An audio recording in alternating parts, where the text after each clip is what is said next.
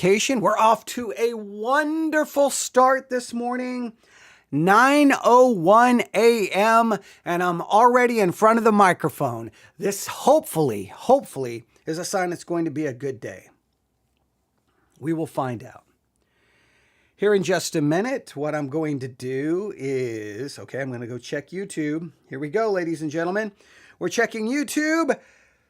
Oh, there are no notifications. That's a good thing. All right.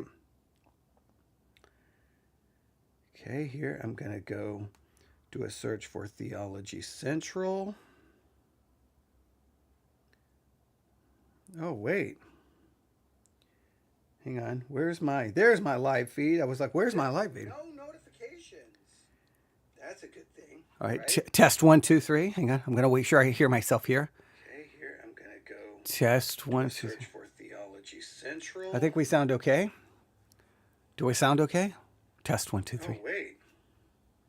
All right. I think we got that done. All right. I'm going to go over here, turn off all the live chat features. I'm going to go back over here. Oh, wow. We already have 2 listeners. Oh, my goodness. What is going on today? No, the live numbers have been way down. But North Carolina has shown up, so thank you so very much to North Carolina. I always appreciate North Kakalaki showing up. Of course, Texas is listening, and that's only because of me clicking on the live feed to check it. Now I'm going to go over to Sermon Audio, go to Webcast. Ladies and gentlemen, we're the only one broadcasting. They finally stopped those 2 broadcasts. Those things were... Look, I know nobody else cares, but I watch that stuff because it's just hilarious. So there were 2 churches yesterday. Their broadcast went on for over 9 hours. One of them was a video, and obviously everyone just turned off the lights in the church and left the church, but left the camera going, left the live stream going for 9+ hours. The other one was an audio stream.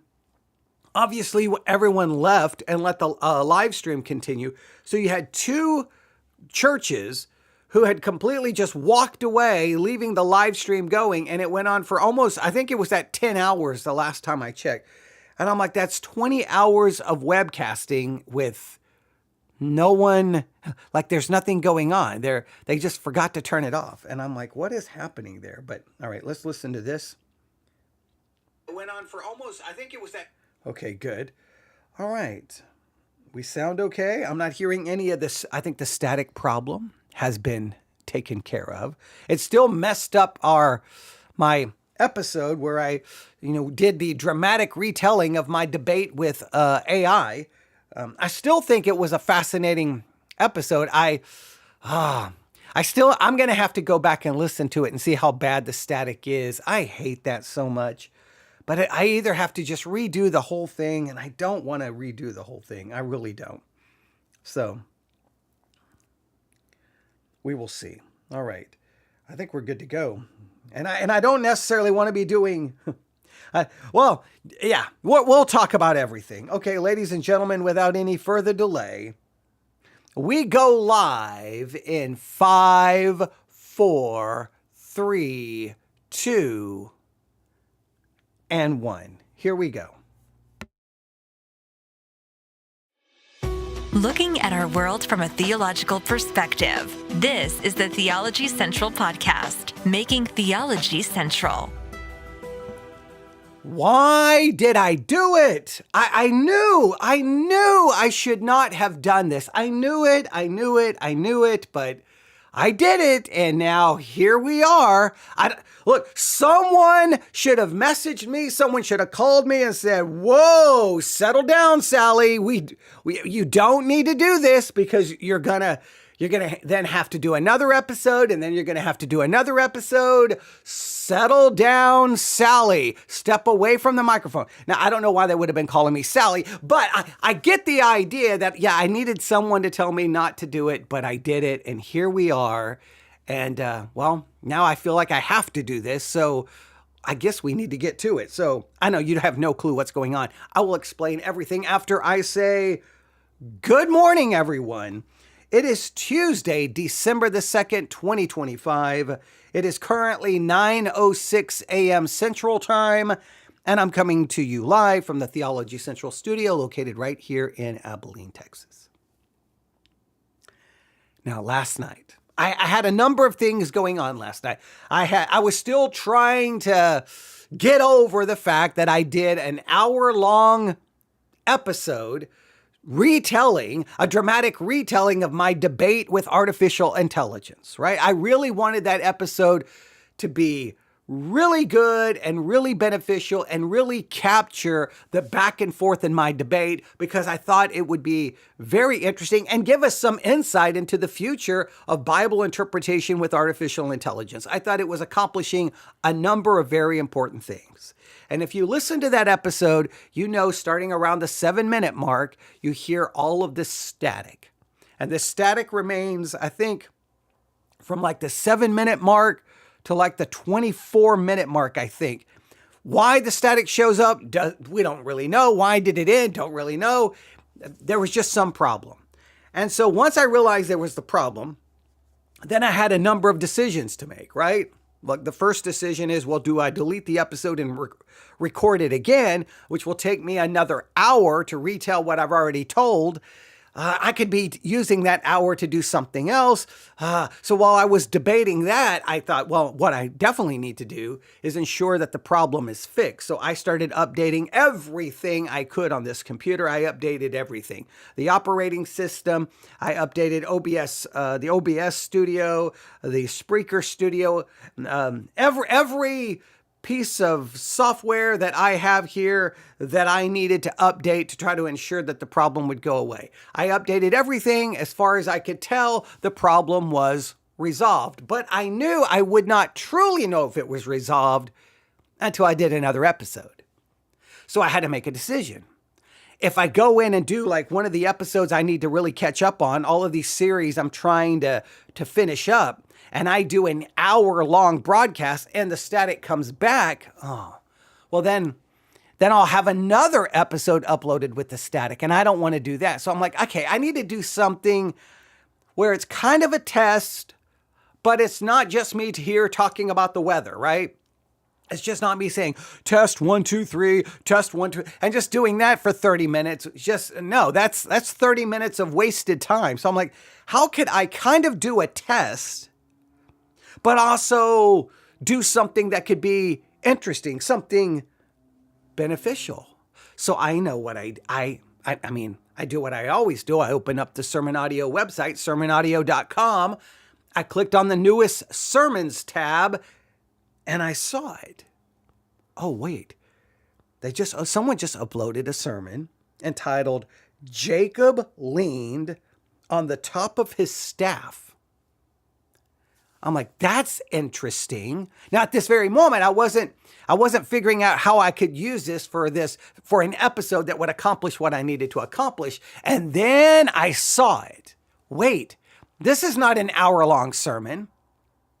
This is not a 45-minute sermon. It's not a 30-minute Bible study. It's a 3-minute and 48-second long devotional. I'm like, okay, this works, right? Because I can review 3 minutes and 48 seconds. You know, I know technically I could go like 3 hours, but I'm like, okay, I should be able to do this relatively quick. And I mean, come on. It's called Jacob Leaned on the Top of His Staff as a devotional thought? Okay, are they going to go very symbolic here? Like I had all kinds of thoughts and of how this could go, but I thought, hey, I could probably do this in a relatively short amount of time. Now, again, I needed someone to say, whoa, settle down, Sally. Don't do it, because you know what's going to happen. It's only 3 minutes and 48 seconds, but you're going to review it, and then the next thing you know, it's going to turn into a new series. It's going to turn into a 6-hour program. You know you cannot do that. But nobody stepped up. Nobody told me to settle down. No one told me to step away from the microphone. So I clicked on it. We went live. Now, again, I just wanted to test my audio setup. after, all of that chaos. Right? I wasn't expecting, obviously, anything very profound. I mean, it's 3 minutes and 48 seconds, right? I can't say I was necessarily expecting something heretical. If I'm being honest, I was definitely expecting something hermeneutically questionable, because I'm like, you're doing a devotional on Jacob leaning on the top of his staff? Okay, but I was curious. I can say I was definitely curious. And I thought, okay, this is a good way to maybe accomplish, I can satisfy my curiosity, but we all know curiosity killed the cat, right? Well, here I am. Because my curiosity is killing my ability to get anything else done. So I'm like, all right. So we went live. I explained everything. Boom, I hit play. And within just a couple of minutes of reflecting, and the text was Hebrews chapter 11, verse 21. Hebrews chapter 11, verse 21. Let's look at it really quick. Hebrews chapter 11, verse 21. We read these words. By faith, Jacob, when he was dying, blessed both the sons of Joseph and worshiped, leaning upon the top of his staff. Leaning upon the top of his staff. Now, within minutes of listening to all of this, I kind of found myself confronted with kind of a bigger question. Kind of a hermeneutical question. And it took me a little bit of a time if you go back and listen to my I won't even call it a review, my listening to it, you hear me kind of just discussing it with myself in real time. I mean, that's what I do. When I review anything, I don't listen to it first. So I was just kind of having this real time discussion. And then I basically ended up with kind of this question. How much can you, or let me state it this way. I don't know exactly how I phrased the question. I'm trying to remember how I phrased it. It was something along, how much can I really understand Hebrews 11:21 without first understanding Genesis chapter 48? That's kind of the question I started formulating in my mind. I don't know if I ever articulated it that clearly in the podcast episode. I think it was more like, wait a minute, Hebrews 11:21, that's referencing something. And then I went to Genesis 48, and then I read Genesis 48. And in my mind, I was processing, well, wait a minute, how much can I really understand Hebrews 11:21 without first understanding Genesis 48? Now, in the little 3-minute devotional, he didn't go back to Genesis 48. I don't think he even referenced it in any meaningful way, because, it was a little 3-minute kind of devotional. And I'm not criticizing it. It was what was on his mind. I love the fact that he had something on his mind. He used technology like at 10 o'clock in the night, in the middle of the night, 10 o'clock at night, to just turn on his recording equipment to just share his thought. I applaud that, and I applauded it in the episode where I reviewed it. But I was somewhat like, okay, but there's more here, right? There's more here. And I'm not saying that person would not say there wasn't more there. He just had an initial thought and wanted to share it. And I love that. I think that's awesome, because his initial thought then sparked all of this. So this simple devotional, again, very simple, it kind of forced me to stop and start asking questions. Is the leaning on the staff to be somehow understood in a symbolic way? Well, that could be hermeneutically problematic. Is the staff somehow meaningful? Do we translate it as staff? Okay, well, that gets into a whole argument between the Septuagint and the majority text, or the Masoretic text. So I'm like, do I get into because there's a difference. If you look at the Septuagint, we'll get into all of that. There's a lot of issues that come up in there. I'll at least mention them before we're done. Is this verse about his posture? Right? Because he was leaning upon the top of his staff. That means he was standing up. He was standing up, leaning on his staff. Is there something significant about that? Or have we been trained by this devotional culture to grab whatever phrase stands out and make everything about us, because we have a tendency to do that, right? We're so trained, and you're taught this in churches all across this country. When you have your quiet time, when you have your devotional time, take your Bible, have a notebook, have something to write with, and as you read, whatever jumps out at you, whatever you think, whatever you feel, just write that down. Now, that would be okay if that just starts the initial thought process, if that just starts the initial study, but inevitably it leads to a horrible hermeneutic where you just, it made me think this, it made me feel this way, and you make the text about you, and then somehow God is supposedly telling you something in that. The whole thing is majorly problematic. Again, I'm not criticizing the person who shared it. I'm just talking about the devotional culture at large. All right? So I was sitting there, and I'm grateful for the devotional being uploaded because it got me thinking all of this. But the more I sat here with the text, because even after the program was over, I couldn't let it go. Of course, I never can. I know I never can just stop. My mind will not ever allow that. My mind just like, okay, well, if we're going to spend 3 minutes and 48 seconds in Hebrews 11:21, well, everyone else can do that. I can't. My mind will just go and go and go. And I'm like, I've got to figure this out. What is going on here? There's more going on here. So to me, it became absolutely obvious. You cannot interpret Hebrews 11:21 properly unless you first go back to Genesis chapter 48. I think it's completely impossible. So today, that's what we're going to do. We're going to try to understand Hebrews 11:21 in light of Genesis chapter 48. Now, the goal here is I was going to turn this into, I could just go, I could turn this into a small series, right? Let's go back and do all the exegetical work on Genesis 48. We could do this part, then this part. We could turn it into like 7 episodes. Then we could review some sermons on Genesis 48, and then we could go back to Hebrews 11:21.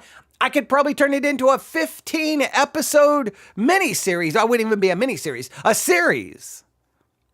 But I'm like, hey, settle down, Sally. You can't do that. December is all about finishing everything up. You can't do that. So I'm like, what do I do?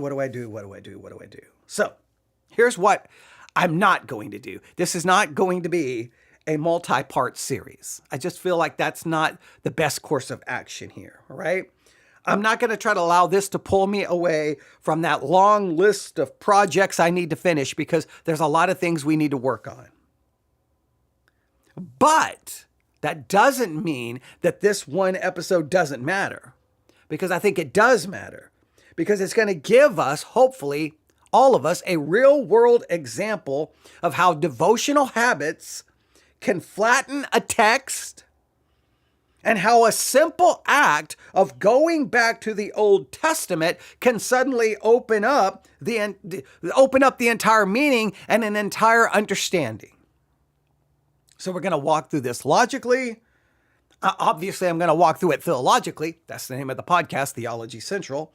And of course, you know what I'm going to do? I'm going to try to walk through this hermeneutically, because I greatly care about biblical hermeneutics. And we're going to try to see why Hebrews 11:21 can't stand on its own without Genesis 48. Right?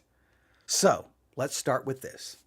Why must you understand Genesis 48 first? Why do we have to start with Genesis 48 first? Well, it's obvious. I could just give you a simple answer. You have to understand Genesis 48 first because Hebrews 11:21, it's referencing Genesis chapter 48. That's the obvious part. Hebrews chapter 11 verse 21 is not a biography. It's not a sentimental deathbed moment. Oh, look, He was about to die, and look what he did. And there's somehow some sentimental value about our deathbed experiences. I know it's easy to do that from a devotional standpoint, but that's not the point of Hebrews 11:21. It's definitely not a lesson about leaning on a cane or a staff. I don't think it's not even about learning a lesson about before we die, we need to bless our children. It's not a lesson about that as well. Hebrews 11:21 is in a sense a summary and an interpretation of a specific event recorded in Genesis 48. Hebrews 11:21 is kind of a summary and interpretation of a single specific historical event that is recorded in Genesis 48. Now, if you go to Genesis 48, if you go all the way back to Genesis 48, if you want to look there, if you go back to Genesis 48, starting in verse 1, all the way down to probably, well, pretty much the whole chapter, but at least down to verse 20, right? Genesis 48, 1 through 20. Here's kind of what happens in Genesis 48. I will just kind of summarize it. Are you ready? Jacob blesses the sons of Joseph. He intentionally crosses his hands. He gives the younger son the greater blessing. He reaffirms the Abrahamic covenant. He speaks of future descendants, and he speaks of future land inheritance while they're in Egypt. So even though they're in Egypt, he still speaks of this future land inheritance. So if you think about it, in Genesis 48, it's about covenant continuity, reversal, future promises, and in a roundabout way, faith that sees beyond death. Because if you're getting close to dying and you go ahead and do this blessing, you're seeing something that's moving forward, that something's going on, that this covenant is going to continue beyond your own life. And if you're in Egypt and yet you talk about future land inheritance, then by faith, you're seeing that even though you're going to die, there's going to come a time where the land is ultimately going to be inherited. So it's faith seeing beyond the inevitable death that is fast approaching.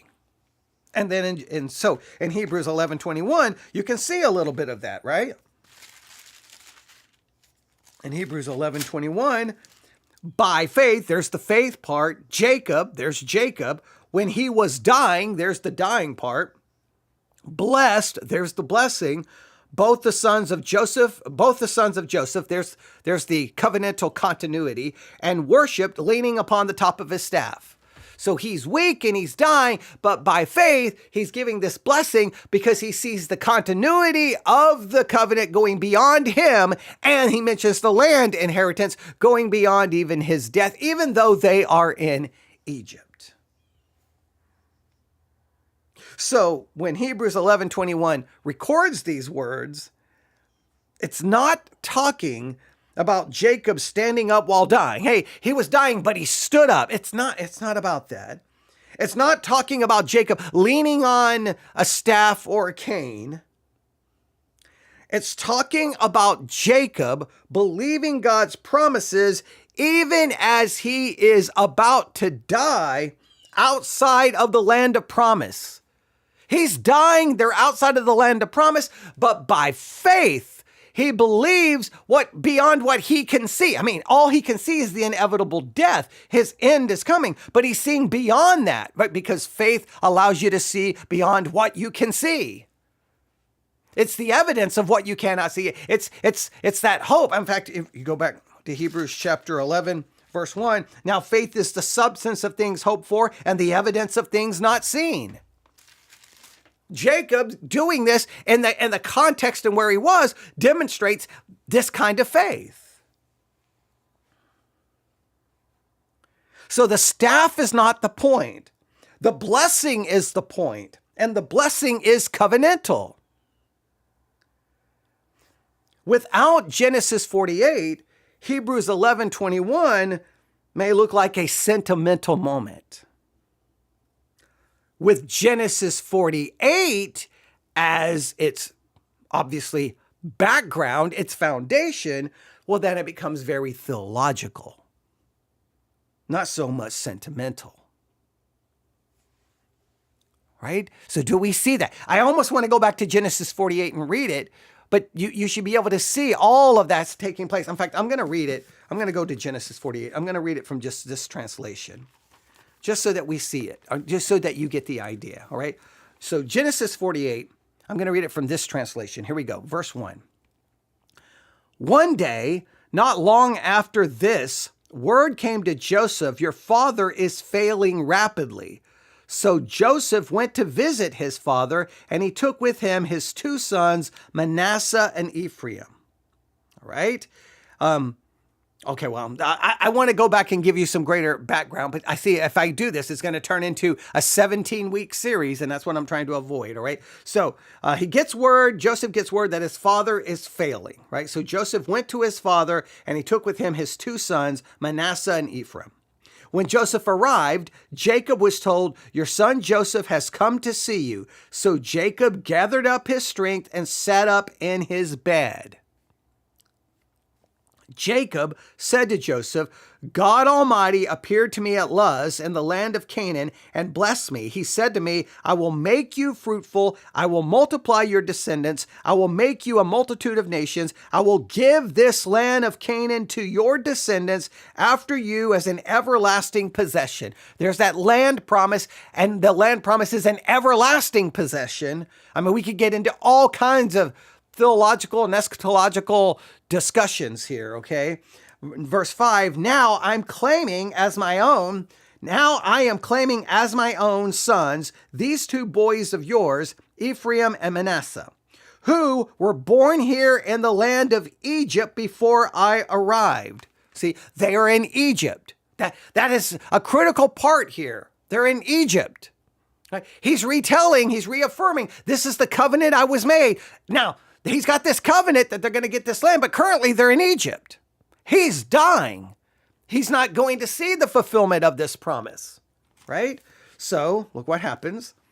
They will be my sons, just as Reuben and Simeon are. But any children born to you in the future will be your own, and they will inherit land within the territories of their brothers, Ephraim and Manasseh. Next verse. Now we go to verse 7. Long ago, as I was returning from Padran Aram, Rachel died in the land of Canaan. We were still on the way, some distance from Ephrath, that is Bethlehem. So with great sorrow, I buried her there beside the road to Ephrath, if I can speak correctly. Ephrath. Then Jacob looked over at the two boys. Are these your sons? He asked. Yes, Joseph told them, these are the sons God has given me here in Egypt. See, once again, it's stressing they are there in Egypt. The text is making that very clear. All right. All right. And, all right. Okay. Yeah. I'm just looking over at the text. See, this is what I want to do. I want to start expounding everything, going back to all the context. It's very difficult. That's why I would never be good in devotional settings, because once you start digging into all of this, it's just one thing opens up to this. And then I got these other places mentioned, Paddan, Aram, Ephrath, all of these other things. Okay, there's so many things about these things. All right, but yeah, I can't get into all of that. All right, so Joseph told him, these are the sons that God, the sons God has given me here in Egypt. Again, once again, that's stressed. And Jacob said, bring them closer to me so I can bless them. Jacob was half blind because of his age and could hardly see. So Joseph brought the boys close to him, and Jacob kissed and embraced them. Then Jacob said to Joseph, I never thought I would see your face again, but now God has let me see your children too. Joseph moved the boys who were at their grandfather's knees, and as he bowed with his face to the ground, then he positioned the boys in front of Jacob. With his right hand, he directed Ephraim towards, with his right hand, he directed Ephraim towards Jacob's left hand, but with his left hand, he put Manasseh at Jacob's right hand. But Jacob crossed his arms as he reached out to lay his hands on the boys' heads. He put his right hand on the head of Ephraim, though he was the younger boy, and his left hand on the hand of Manasseh, though he was the firstborn. Then he blessed Joseph and said, "May God, before whom my grandfather Abraham and my father Isaac walked, the God who has been my shepherd all my life to this very day, the angel who has redeemed me from all harm, may he bless these boys, may they preserve my name and the name of Abraham and Isaac, and may their descendants multiply greatly throughout the earth." But Joseph was upset when he saw his father place his right hand on Ephraim's head. So Joseph lifted it to move it from Ephraim's head to Manasseh's head. "No, my father," he said, "this one is the firstborn. Put your right hand on his head." But his father refused. "I know, my son, I know," he replied. "Manasseh will also become a great people, but his younger brother will become even greater, and his descendants will become a multitude of nations." So you got this whole, no, do it this way. No, I'm doing it this way. You got this kind of reversal. You got a lot going on in Genesis 48, a lot.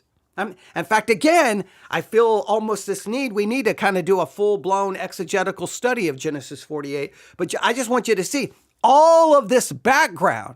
Now, when you get to Hebrews 11, it's not worried about every one of those details, is it? It's not. It's interpreting this event for one specific purpose. Right? But if you go back to Genesis 48, it opens the door to all of these other issues. So what we really have to do is, so in Genesis 48, you can see all of this. Oh man, there's so much I want to cover there. But see, I knew I probably shouldn't have read it, but I did. See, again, someone should have said, "Whoa, settle down, Sally. Don't. But here I am. All right. So I've already opened the door. We're just going to have to leave it there. There is a lot going on. There is a lot going on, okay? But the writer of Hebrews takes Genesis 48 and is trying to do something specific, all right? This is very important. Hebrews does not retell that long narrative, right? We didn't even read the whole thing. We read enough of it. And right there, you could be like, okay, where's this place? Okay, is there a significance to that place? What does the name of that place mean? We could go through so much. Hebrews does not retell that long narrative, but you can't overlook the fact that that narrative exists because it's important. There are certain elements within that narrative that are absolutely critical to understanding Hebrews 11, even though it doesn't retell the long narrative. Hebrews definitely does not repeat all of these details that we just read, and now I'm struggling on how much of them I want to start covering. Hebrew does not in any way give any commentary on posture or props or really on anything. Hebrews consistently does this.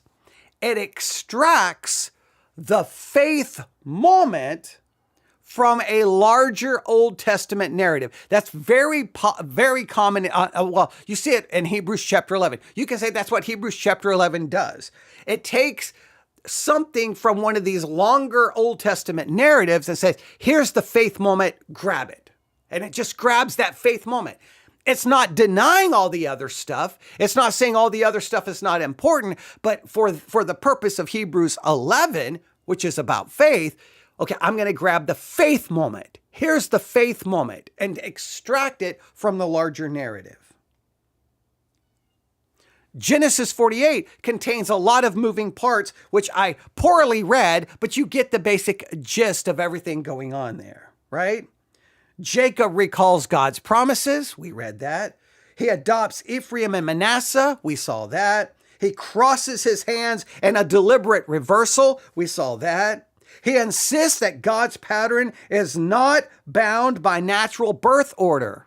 That's what he's kind of insisting. Hey, I know that you think this is the way it should be. I know this is what you want it to be, because Joseph obviously was not happy about that. Of course, this translation, the one I have here, I think it literally says he was upset. In fact, let me go back here if I can find it. It says here, but Joseph was upset when he saw his father place his right hand on Ephraim's head. So he did not like it, and he tried to correct it. And Jacob's like, no. So Jacob is kind of insisting, hey, God's pattern is not bound by natural birth order. It's going to go opposite of that. Jacob speaks of Israel's future, even though they are in Egypt, which is emphasized at least twice, maybe 3 times in the narrative. Hebrews only selects basically one thing, that Jacob's blessing is an act of faith. That's the point. If you go back to Hebrews 11, I'll read it from the King James, Hebrews 11:21. By faith, Jacob, when he was dying, blessed both his sons. That's the faith moment. Giving the blessing is the faith moment. Now, you could also say giving the faith moment and he worshiped are both faith moments. You could say there's 2 in Hebrews 11:21. I guess if you really wanted to push that.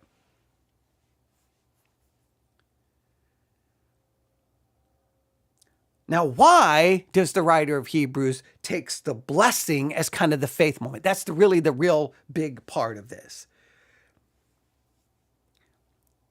Because that blessing reveals, right? The blessing kind of reveals confidence in the covenant. God is giving this covenant. I'm giving this blessing because I am confident that God will keep his covenant and fulfill his promises. So that's by faith. He's going to die. They're in Egypt. It may look hopeless and helpless, but his faith sees beyond his present circumstances. He obviously, not only does he see confidence in the covenant, he obviously is believing in God's future fulfillment. They kind of go hand in hand. He's showing trust in God, even though the circumstances contradict the promise. The circumstances would be like, well, hey, God, you made all of these promises to Abraham, to Isaac. Here we are in Egypt, for crying out loud. We're nowhere near the land. But he is showing trust, even though circumstances would call into question that trust. It's forward-looking faith at the literal moment of death. He is weak. He is dying. He's leaning on his staff because of his weakness. Yet his faith is looking way beyond his own life. He's got a forward-looking faith even while facing death.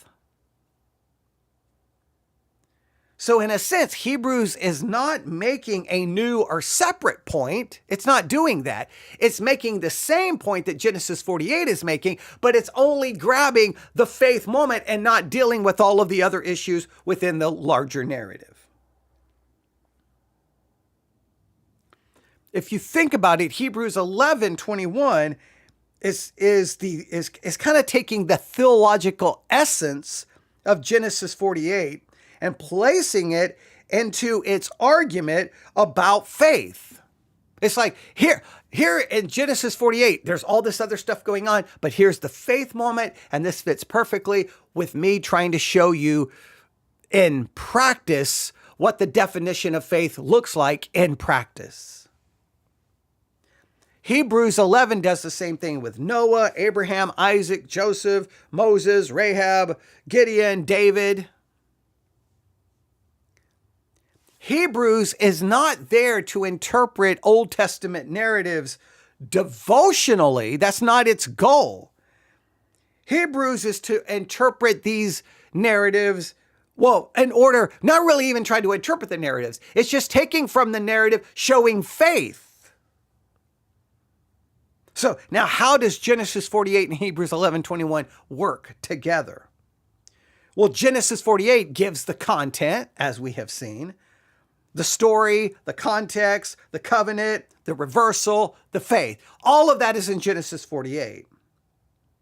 Hebrews 11 gives an interpretation of the faith moment. It tells you why that one part of the narrative belongs in the hall of faith. This one act belongs in the hall of faith. It's not there to interpret the entire narrative. And this pattern appears throughout Hebrews 11.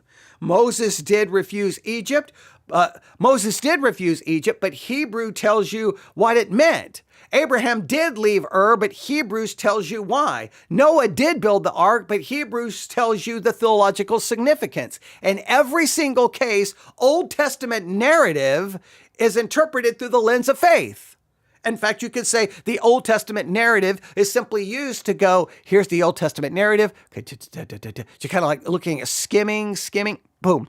There is the moment of faith. Let's use it. Now, what happens if you skip Genesis 48? Well, I think what can happen is you'll go to Hebrews 11 and you kind of turn it into a moralistic application, right? You'll turn it into some kind of sentimental devotional. You'll end up with, Jacob died standing up. Bless your children before you die. Lean on your cane or your staff in worship. You don't really get the significance of the covenant, what's going on here. You don't get really any redemptive historical context, and you don't get any real Christological thread at all. I think, in other words, what can ultimately happen is you can lose the entire reason Hebrews mentions Jacob at all. Hebrews is not about how people died. It's about how they believed or exercised faith in a very specific moment. It's not ignoring all the other stuff of the narrative.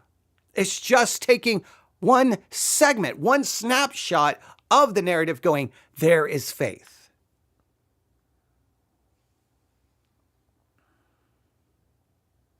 So if you're not careful, if you disconnect Hebrews 11 from the Old Testament narratives, you turn faith into a series of vague inspirational moments. It's not about inspirational moments.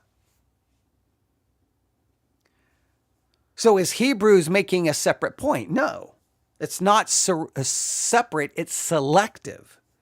Hebrews is focused. Hebrews is purposeful. Hebrews is doing biblical theology, not storytelling. It's asking kind of a single question, especially here in Hebrews 11:21. What part of Jacob's life displays covenant-anchored faith? And the answer is the blessing of the sons of Joseph, because it looked forward to God's promise beyond his own life. It looked beyond Egypt, where they were. Now, of course, you need Genesis 48 to understand they're in Egypt. If you don't see that part, you may miss, well, what's the significance of blessing these sons? Well, he's blessing these sons about a future, and they're currently in Egypt, where they may not even see a future. It looked beyond present reality. I'm weak and I'm dying, but I'm blessing sons because I believe in God and a covenant for the future and land promises, and I'm trusting in that even though I have reached the end of my journey. Everything else, including leaning upon the staff, is just, you can call it, I don't know, narrative. It's coloring in the narrative. It's adding the significance of him leaning on the staff and being weak and dying is because he's reaching the end of his life, but by faith, he is putting a blessing about something that goes beyond him. The death and the leaning and the weakness simply is signifying the reality of his situation, but by faith, he is seeing beyond that reality. Now, I do need to just mention this briefly, all right? In Genesis 47, I'm going to go to the King James here, Genesis chapter 47. Genesis 47:31. Yeah, you'll notice some difference here. So Genesis 47:31, this is from the King James. This is in Genesis 47:31. And he said, swear unto me, and he sware unto him, and Israel bowed himself upon the bed's head. That's Genesis 47:31. The bed's head. So in Hebrew, in the Masoretic text, Jacob bowed on the head of the bed. But the Greek Septuagint reads the head of the staff. The author of Hebrews seems to be following the Septuagint. So the Masoretic text, he bowed on the head of his bed. The Septuagint reads the head of the staff. Now, why does the author of Hebrews follow the Septuagint here? Because the New Testament writers typically quote the scriptures available in Greek. Now, I know this can raise I know you may not think it's significant, but it's like, well, wait a minute then. If they're referencing the Septuagint, then is the Septuagint the text we should be utilizing for the Old Testament, even though we typically go with the Masoretic text? Should we not be following the Septuagint, since New Testament writers who are writing under the inspiration of the Holy Spirit refer to the Septuagint? Oh, that can lead to all kinds of questions. And you have to at least acknowledge this, all right? Now, I don't think the difference affects the meaning of the passage, all right? Whether Jacob is leaning on a bed or he's leaning on a staff, the faith, it's the faith in giving the blessing. That's the point. It's not the furniture. It's not the posture. It's not the prop. Whether he's leaning on the head of the bed or leaning on the head of the staff, wherever he is, it just shows he's dying and he's weak. That's the point. So it's a textual detail. It's not a theological issue. It's a textual detail. And those textual details do raise questions. I don't want to minimize it, right? Wait a minute. The writer of Hebrews is referencing the Septuagint. He's not referencing the Hebrew Masoretic text. So then should we see the Septuagint as the authoritative Hebrew text and not the Masoretic? Well, typically most Bibles we have are built off the Masoretic. But yeah, so why is that? Now, we're at 43 minutes. A simple 3-minute devotional turned into all of this. It gave me a chance to show how a text can be flattened by devotional instinct, and how Scripture can come alive when you let Scripture speak freely and clearly. Hebrews 11:21 is clearly a reference back to Genesis 48. Genesis 48 gives us a lot of moving parts, a lot of name of different places, a lot going on there. But if you can see the bigger part, then you can see why this little faith moment is of great significance. Not in a devotional kind of way, but in a very theologically kind of way about the nature of faith.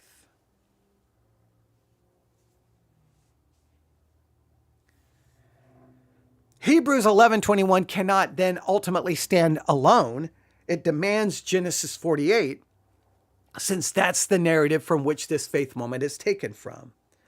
When you put the two together, the leaning on the staff is incidental. It's not the focus. It's just showing his weakness. It's incidental in the sense that the blessing is the issue. It's not incidental because it is showing his weakness and his, getting ready to die. The blessing is the central part. The covenant becomes the interpretive key. And faith becomes forward facing, not sentimental. It's not a sentimental kind of thing. Its faith is forward looking even in the face of death.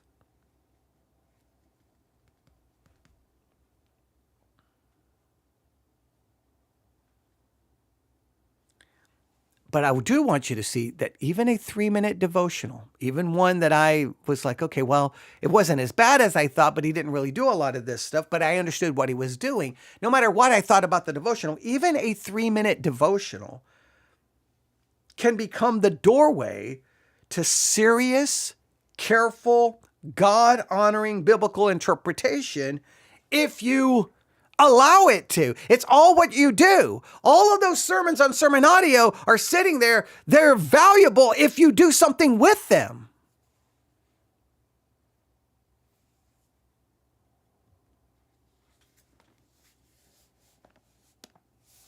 Now, what are some questions we are left with? Well, let's just first really drive home this point. All right? Let's really drive home this point. I'm going to go to Hebrews 11:21 in a different translation. All right, I'm going to go to Hebrews 11:21 in a different translation. Here we go. I'm going to read it. If I can find 21.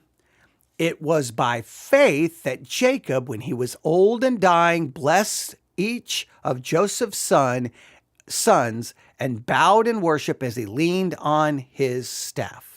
Right? It was by faith that Jacob, when he was old and dying, blessed each of Joseph's sons and bowed in worship as he leaned on his staff. Now you may not go, okay, so what's the significance here? Here's the significance. Now we need Genesis 48 to paint the perfect picture. This blessing is occurring in Egypt. They're not in the promised land. They're not seeing the fulfillment of anything, but Jacob comes along and is going to bless these sons with the blessing of this covenant that is all about future descendants and a future land inheritance, even though they can't see it because they're currently in Egypt. That shows faith.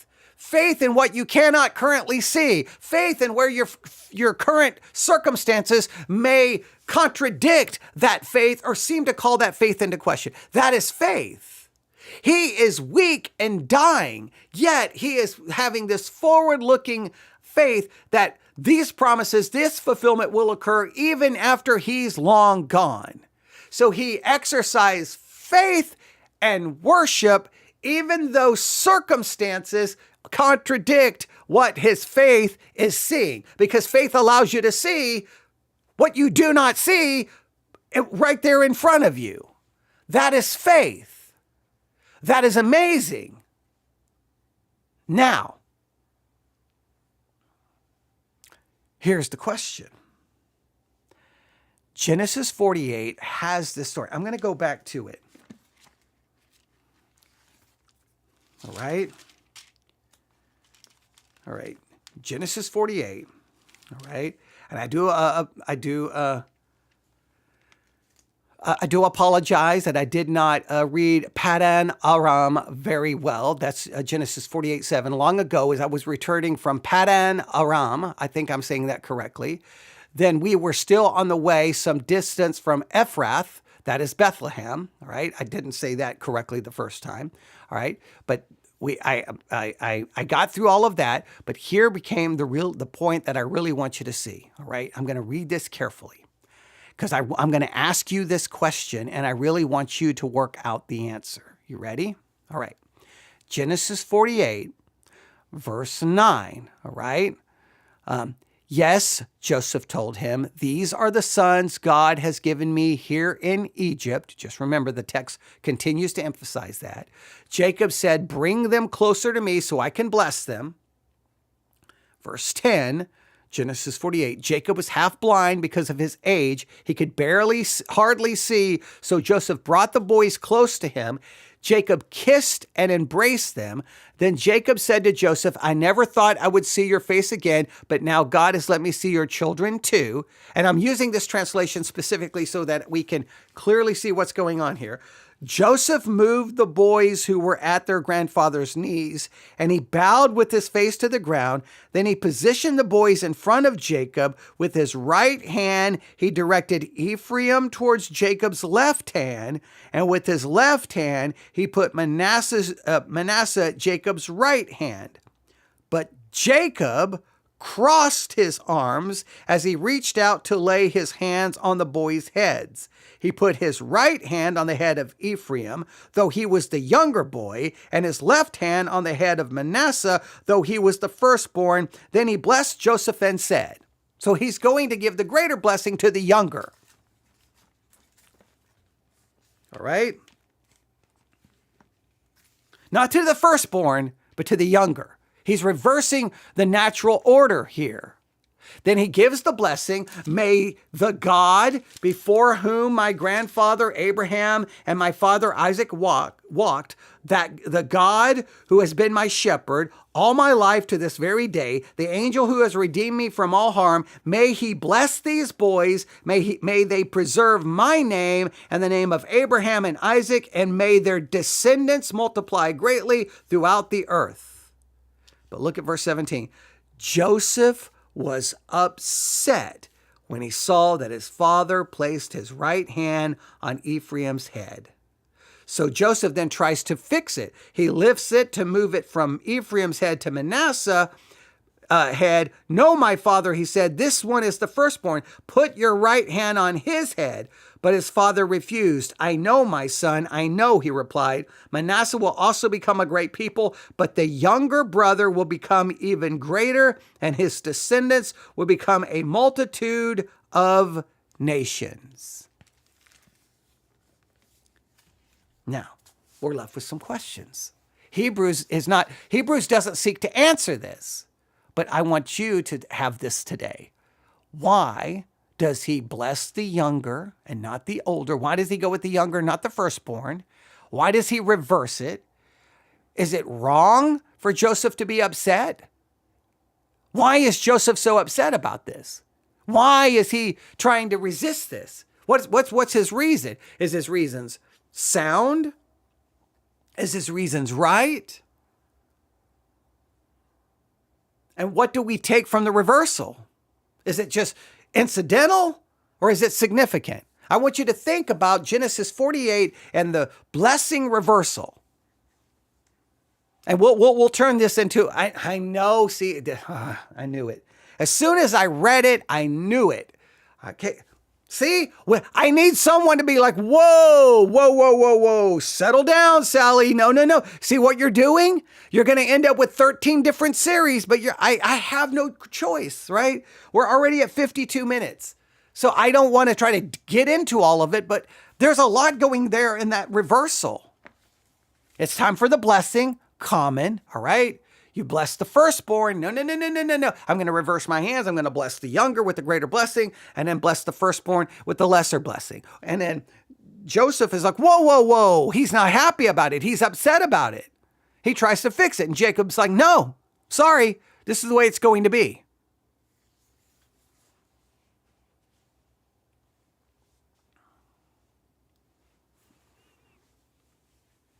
I don't think it's just an incidental story. I think it plays great significance. Hebrews is not focused on that. It's not there. It's not dismissing it. It's not denying it. It's just saying, no. If you want to understand faith, look what Jacob is doing. He's old. He's dying. And look what he does. They're in Egypt. Yet he blesses these sons by faith. He is seeing beyond his circumstances. He's seeing beyond his own death. He's seeing a future descendants, future covenant fulfillment, future land fulfillment.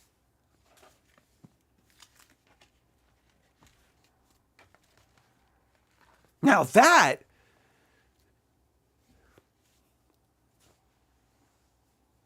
is something to really, now if you want to have a kind of a devotional thought, okay, do I have the kind of faith that can see beyond what is in front of me? And I typically don't.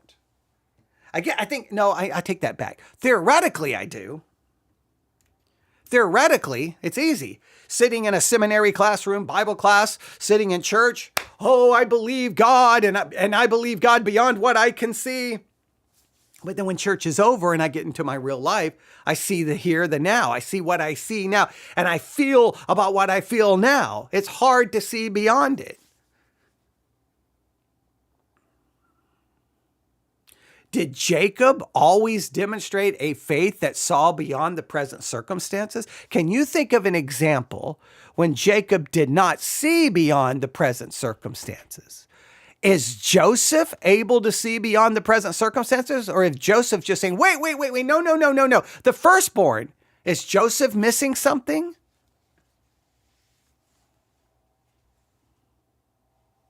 All right.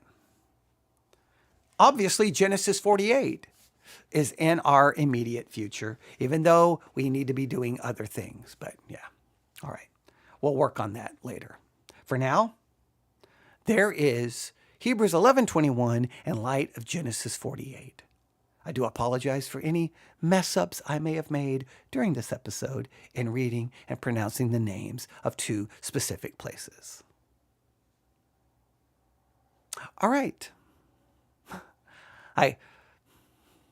I'm not happy with this episode, but I am happy that I've taken the time to just not, because I could have just said, well, I did that little devotion, that I did that little thing last night. It was more about testing the audio. Let's just move on. But that would not be treating that devotional with the respect it deserves, right? And that's something I say all the time. All of that huge library on sermon audio, do we treat it with the respect it deserves? Even though I may disagree with something, it's not even about treating the library with respect. It's about treating the Word of God with respect. Because if I care about the Word of God at all, and there's this library of millions of sermons preaching the Word of God, each one of those sermons, if I will allow it, no matter how much I agree or disagree with it, is a doorway to hours and hours and hours and hours and hours of scriptural meditation and work. So now we're going to work on Genesis 48. What's up with this reversal? And who's seeing beyond the present in this situation? Jacob seems to be seeing beyond the situation. Is Joseph? In the past, wasn't Joseph able to see beyond the current circumstances and Jacob wasn't? Is there more reversals going on here than one? Was Joseph the one that could see beyond present circumstances in the past, but here in this situation, he can't see beyond the current situation? Jacob in the past could not see beyond current circumstances, but here in the present, he can. Is there more reversals going on here than one? I don't know. I don't want to read more into the text. I'm just throwing out all of this to show you that this 3-minute devotional has opened a doorway to now who knows what. We've got a lot more to even discuss. So, all right. Thank you for listening. Everyone have a great day. We'll be back at some point, I guess, to work on Genesis 48.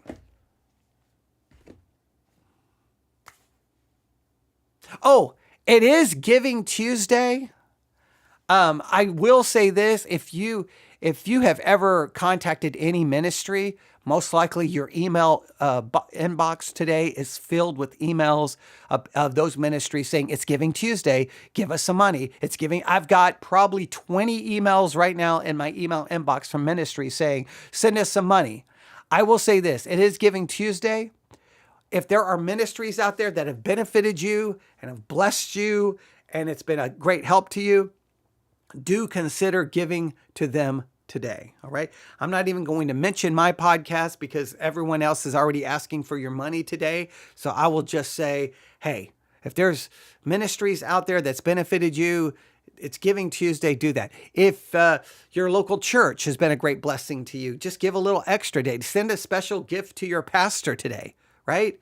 I mean, this is a good day to just say, hey, you have blessed me. Here's a little extra to do something nice with. It is Giving Tuesday, so give to someone, give to something, to either say thank you to that person or thank you to that ministry, because Giving Tuesday is a great way to give back. And I'm not going to even. I was going to talk about it today, and then I'm like, you know what?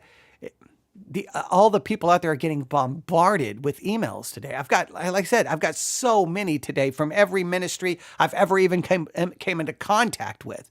So, you just choose what's best for you, and or choose who you want to bless today. Oh, did we use the word bless? Yeah, choose who you want to give to today. There we go. All right. Trying to be all theologically correct. You get the idea. Thank you. Everyone have a great day. Genesis 48 is in our immediate future, and I'm going to start working on it here in a little bit, and then we'll see if we can get a recording in soon. All right, thanks for listening. God bless.